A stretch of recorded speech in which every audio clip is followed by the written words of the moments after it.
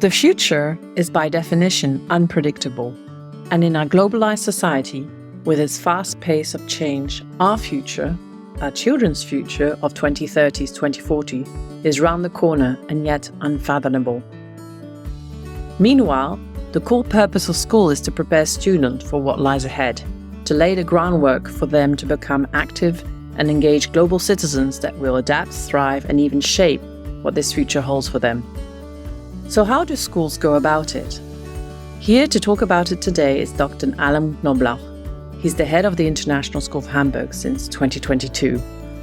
With a life committed to teaching and a career spanning 30 years in the international education sector across the world, Alan speaks regularly at regional and international conferences on the topic of modern education. So who best to answer the following question?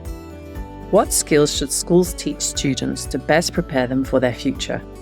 Welcome, Alan. Thank you. Can you tell us about your background as an educator? Sure. This is my 35th year in education. I started off in U.S. public schools. From there, my wife and I decided to move overseas. And as you noted, we traveled around the world. This is our 7th country that we've worked in now. We have 10 years experience in Africa, 10 years in Asia, 7 in the Middle East, and 5 in the United States. I taught in both the junior school and secondary school level, as well as I've been a principal at both levels. This is actually my 10th year as a head of school. Prior to coming to Hamburg, I was the director of the International School of Dakar in Senegal. In addition to this, I've worked at the university level, teaching graduate classes and serving on doctoral dissertation committees. I consider myself first and foremost a teacher. I continue to teach different courses and workshops around, and really excited to be here in Hamburg. It's at a critical time for us as we define what the future of education will look like for this community. You mentioned this community, this school. You've been here for about a year now. How would you define the profile of the International School of Hamburg? The school has a very long history, 65 years, over 65 years actually. It's been serving the international community. Originally started off serving the American and the British communities, and then as Hamburg continued to grow as a global presence, we now have children from over 50 different nationalities.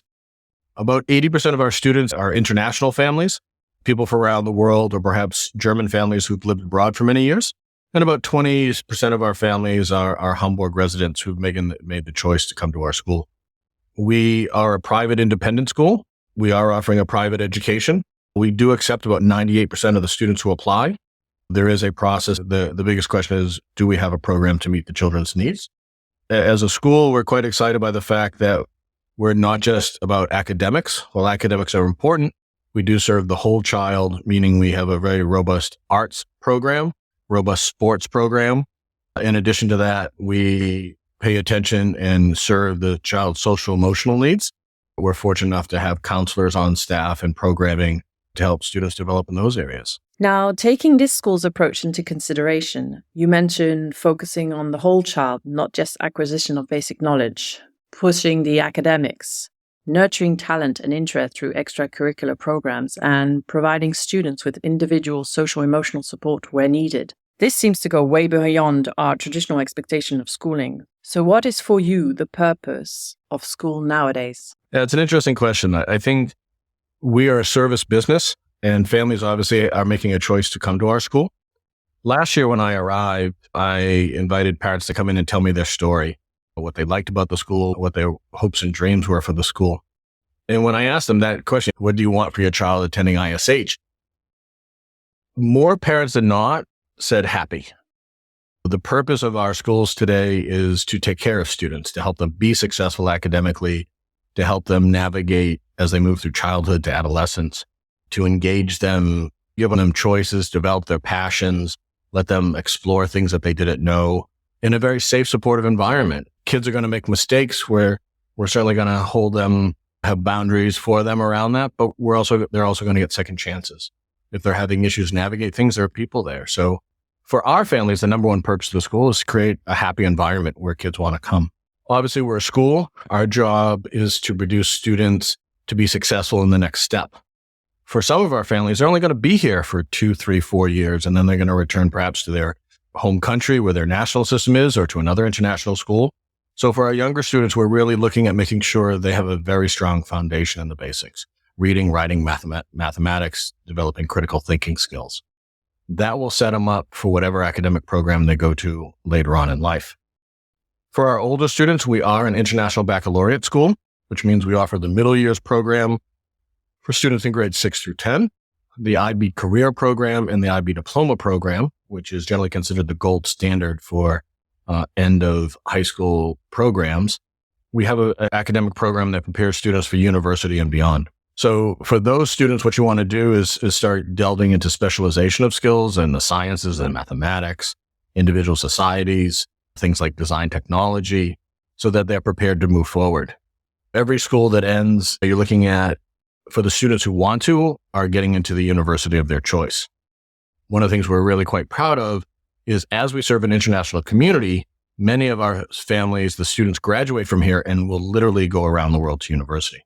We have students going to university in Asia, in Japan, South Korea, all across Europe, the United Kingdom, Canada, and the United States. And we do quite well in that. One of the things we found out is over the past 4 years, ISH graduates have been accepted into the top 3 universities in over 10 different countries. So ultimately, what is the purpose of school? Make sure the students are safe and are happy, are taken care of. The secondary purpose is to prepare them for the next level, whether that's going to another school or to university and moving onwards.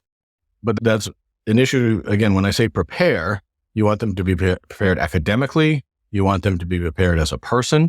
You want them to be self-confident, be able to be independent in their learning, know how to navigate that. And so that's the purpose of the schools, is to prepare students for the next level where they can be happy.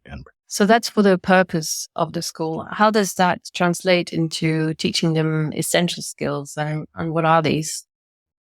Yeah, so a lot of things for some of the parents listening, or for even older generations, when we went to school, it was about learning knowledge, right? You needed a set of body of knowledge that you were going to use. Knowledge is turning over so fast, and certainly understanding the classical education of history, reading, sort of the basics, if you will, languages, is really important. But as our students move forward, if you think of a child entering today into grade 1, moving out into the world in 2040, their world's going to look very different. And we don't even know what things are going to be happening out there. Think of artificial intelligence and how fast that came up. So for us, in addition to a good, solid foundation, what we want them to be is have critical thinking skills. Be able to look at a problem, develop a solution, come up with answers, and try to implement it.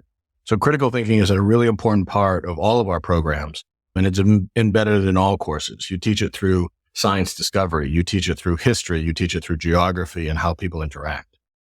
Creative thinking is quite important. We want students to be able to think outside the box. Certainly that's artistic based. You want somebody who's able to question the status quo. Collaboration, you need to be able to work with people. It's one of the top 5 skills that employers are asking for in their employees now and moving into the future, is working in teams. We want our students to basically have a curiosity, an inquiry thoughts. So the idea is when they're encountering something that they don't know, that not only they can ask the right questions, and they have the ability to continuously learn. Because there are going to be things that are going to come up and they're going to face, and they're going to have to learn it on their own, because their proper schooling of whatever it was won't be enough for them. Communication for us is the ability to listen well, the ability to speak confidently, speak in large groups, and be persuasive. And the last thing I hope we give our students is this idea of that agility, flexibility, and adaptability. Certainly we've seen with COVID, with the climate change crisis, with issues politically, the world changes on us. And you have to have people who can move and be willing to change with it. With the introduction of AI, or you've certainly seen in some countries where jobs have been outsourced, a certain set of skills, static set of skills is not going to be enough. And people are going to have this idea of being able to be flexible and adaptable, learn new skills, learn new abilities to make a living. There are some things that are timeless, like critical thinking. And for example, digital literacy, continual learning, and modern communication that are new, that our students have to be, no matter what they do when they leave us, they have to be able to do well. Now, to put this in perspective, how does an international school address these skills compared to a normal state school? One of the best things we have about being a private independent school is our flexibility. We're not bound by any government or national curriculum. So we can pick from the best models. We've chosen an international curriculum, so it's not just a German or a UK or an American curriculum. The International Baccalaureate curriculum is based on their approaches to learning and the set of skills that they want that we've been talking about.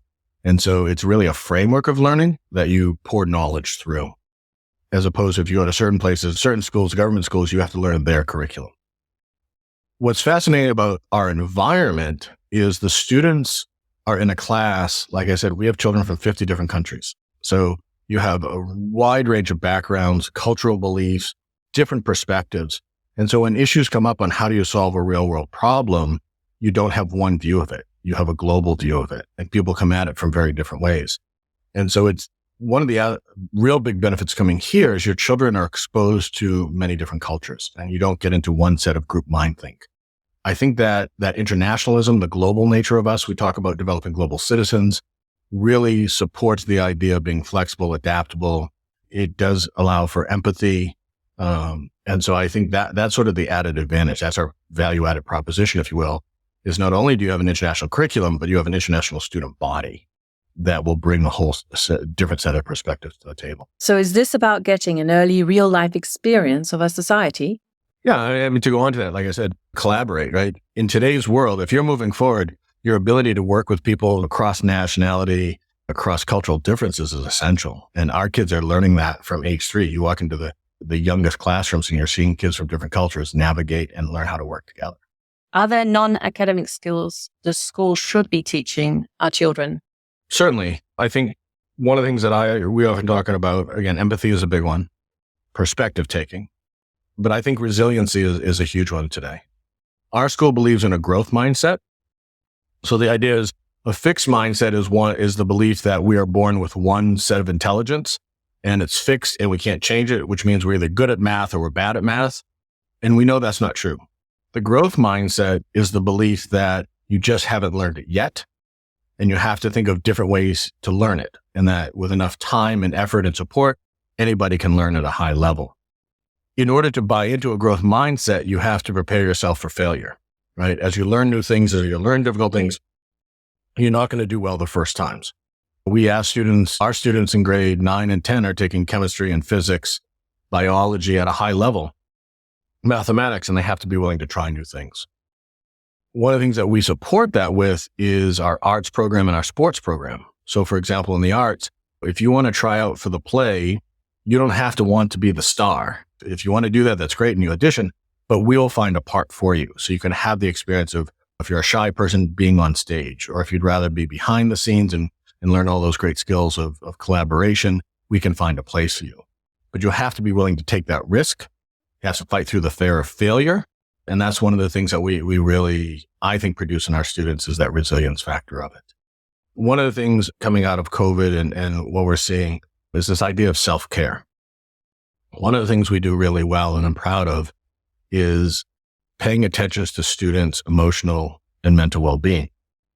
The research is clear, whether you look at the German studies, the studies from the UK, the studies from the United States, we've seen a dramatic increase in depression, anxiety, self-harm amongst our youth.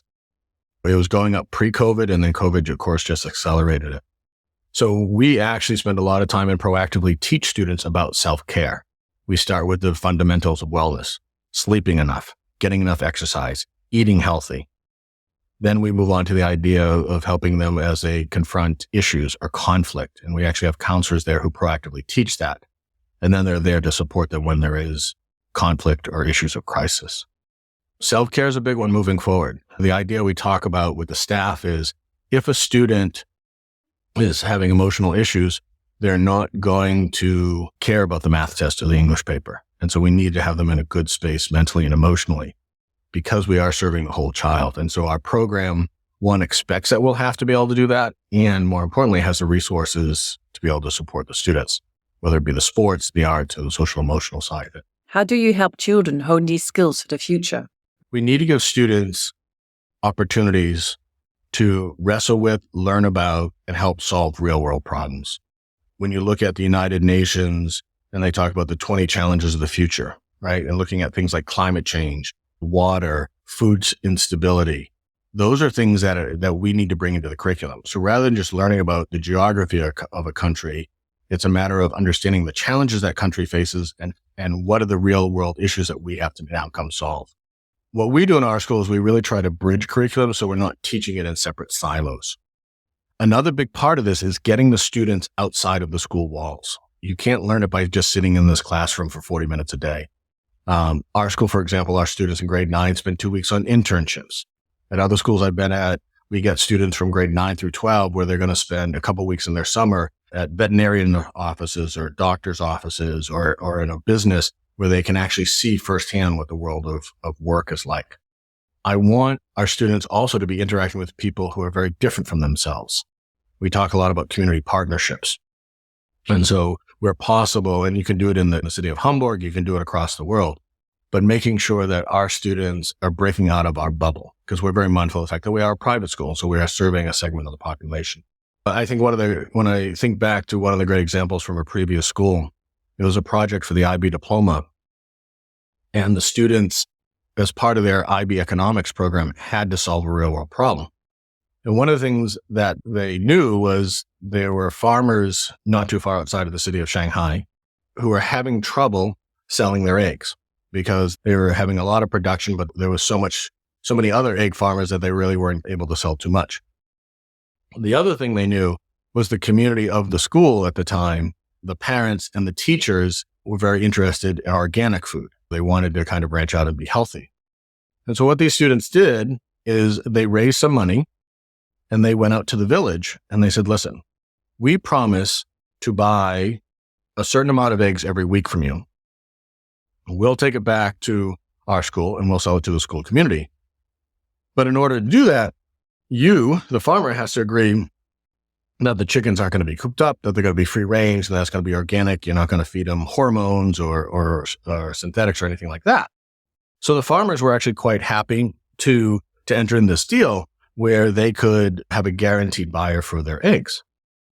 So then they started off relatively small, and what the students would do, like I said, they raised a pot of money, they bought the eggs, they brought them back to the school, and they would sell them. They sent out emails to parents and teachers and said, who wants eggs? And they quickly sold out.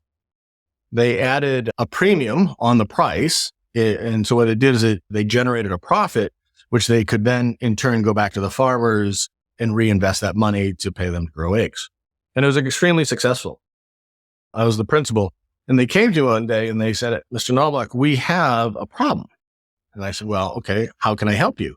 And they said, we need a refrigerator. I said, a refrigerator? Why do you need a refrigerator? And they said, well, our moms are getting mad at us. I said, well, you got to tell me more about this. And so basically what happened is these students, like any other 14, 15, 16, 17-year-olds, they hadn't really talked to their parents about this, but all of a sudden their business grew from a couple crates to cases of eggs, and they were coming home to their apartments and their houses, and they were putting the eggs in the family refrigerator. Therefore, there had no space for the family's groceries and the rest of it. And so as a school, I said, well, you're all good business people. I said, I'll make a deal with you. I said, we'll buy money so you can have these refrigerators. I said, but you have to pay us back. And it was a very successful project that group of students handed on to another group of students. And I think the part that I loved around that story was what we're teaching in the classroom, in an economics classroom, about supply and demand and filling a need, negotiating contracts, if you will, and learning by doing this process was made in a very real world thing. The students got out of their bubble. They were out in the villages. They were using the language skills. So even, and again, this wasn't just Chinese kids talking to Chinese farmers. This was international kids talking to Chinese farmers. And they got such a great real world experience that people pay a lot of money for. I think they brought the community together. It gave them a big education side of it so they could talk to the parents and the teachers about what life was like for the farmers and how they could support them. And those are the real world experiences we want for our students. We want them to get outside the school wall. I want them to learn, rather than learning in a book, I want them to learn through experience. And so when we talk about the challenges for today, it's really getting, in addition to a great foundational education, it's getting them out into the real world so they can see it firsthand. We hear a lot about the need to develop our children into engaged global citizens ready for the world of tomorrow. something UNESCO is actively engaged on. And you mention here an important part of it, which is building up resilience. Can you tell us a bit more about this? Yeah, it's a combination. Resilience comes, first of all, from letting students know it's okay to fail. What we know about any successful entrepreneur, any successful scientist, is they will fail over and over and over again. And so part of it is setting up that expectation. So literally telling the students at the beginning, this is going to be hard. Some of you may not get it right away, but we're going to work together to work through it. And then just working with the students. So you can get it now. So, okay, now we're going to teach it to you a second way or a third way or a fourth way until they get it. One of the things we work with in our students is really that reflective process. So once they've gone through a unit, once they've gone through part of the year, the teachers then talk to them about, okay, how did we do? Oh, well, I did okay. It was hard at the beginning. I got better. And then they talk them through, what did you do to get better? What changed? What did you do differently? What resources did you access? And you need to complete that loop. It's not just sitting there saying, okay, try harder. It's actively thinking about how did you get to this spot? It's things like we want to expose students to sports and arts. And somebody who tries volleyball or badminton for the first time are not going to be good. One of the things that we allow for when you come out for our sports is we have multiple ways to play sports. And it's not a competitive thing like on a club team that if you don't make the A squad, you're not going to play. Our kids all get to play so that we're willing to take students where they are and take them as far as they can go. And I think it really comes down to acceptance from the teacher standpoint. They're not punitive about it. They're not demeaning about it. They understand that learning is a process. But I think the other part about having kids reflect on, this was hard, it got better, what did I do, really helps. So are you talking about basically it's developing self-awareness, self-knowledge in the students? It is. And it's also the ability of how to take advantage of the resources that exist around you, right? Oftentimes some students sit there, if I have a fixed mindset and I don't get it, I give up. Students with a growth mindset who can access resources say to the teacher, can I talk to you outside of class? Can I come for extra help? They might go to other kids and say, can we work on this problem together? They might go to the smartest kid in the class and say, can you help me with this? So part of resilience isn't only the fact that when you get knocked down, you're going to get back up, but it's really like, how do I overcome this obstacle? When I was doing my doctoral work, one of my colleagues did a study on students with learning differences at the university level. And one of her findings was that students who had learning differences or learning difficulty at the high school level actually had higher grade point averages or higher grades than students who did brilliantly all through high school and then had trouble at university. Because the biggest difference was the students who schooling came easy to were eventually going to hit a point where it's going to be hard, but they didn't know how to get around it because they had internalized that it was them. I'm smart. I can get it. It's easy. Then when you encounter something you can't do, all of a sudden the message is, wait a minute, I'm not smart enough. And so for us, the resilience part is teaching those students to advocate for themselves. And I think if you can advocate for yourself, be able to identify resources that support you, that's one of those future skills that are essential no matter what you do. And then it goes back to that attitude of, I can do this. If this is what the school provides to students to prepare them for life, what is the role of the parents, and is that role changing? This is obviously also partly a cultural question, as parents view their own roles in the school. I can tell you from our perspective, we believe that our parents are our partners. They're essential to the process. We see it as a triangle: student, teacher, parent. What that means is, as an age-appropriate level, is that the teachers are making sure that the students, they're bringing work home, that they're having conversations with the students. It goes beyond, what did you learn today? It's like, tell me 2 things that you learned today, or tell me about a book you read, or tell me something the teacher told you, so that they're interacting with the child in a way is actually a very purposeful process of having the students recall what happened during the day. Within the brain, that's going to help them cement things and learn things and see. If the parent is interested in it, the child's going to be more interested in it. So when they're younger, as they get older, of course, you need to make sure that you are doing the work, you're engaged with the teachers. We offer multiple opportunities to talk to the teachers at student conferences. We send home reports multiple times a year so that you're there to support the child. If there is a problem, the teachers will ask you to come in. We'll have a conversation around it, and so that you can be there to support the parent. We expect our parents to be active participants. As they get older, as they get near the end of it, you actually, if things are going well, your job then is to become cheerleader, supporting them, making sure they are taking care of themselves in the appropriate way, and really giving them the freedom to be successful, or in some cases, make mistakes. The more involved, the research actually tells us this, the more involved a parent is in the child's education, the better the chances are the student will do well. So for you, it's a team effort to teach our younger generation. I think when you look at the future, I go back to what I began with some of the parents said the purpose of the school was, and that's to be happy. We've certainly learned that life is too short to be unhappy. And school should be a joyous place. Yes, it's hard work, and yes, teenagers are teenagers and kids got to do things. But when I see our kids coming into school, they're happy. Our little ones come in, they give me high fives. You go into the classroom and they're happy. And I think it's really understanding, one of the things we talk about is striving for balance as adults and for our students. We talk about well-being. And part of that, you want to create places where kids are happy. And so I think for us, as we're developing education, we can't lose sight of the fact of we're a human entity, right? We suffered for years being separated from each other due to COVID, and we were so happy to come together. And so I think for us at ISH, we actually look and pay attention to, are our kids happy here? Do they have joyful experiences? Do the adults have joyful experiences? Do they want to come to work? There's always ups and downs, but I think in general, people are really happy here. And I think that happiness, that well-being on the students' part translates into being better students. And with those fine words, we close this first episode of Kids Gone Global. Thank you, Alan. Thank you for the time and the chance. Come visit us if you get a chance. We'd love to show off the school to you.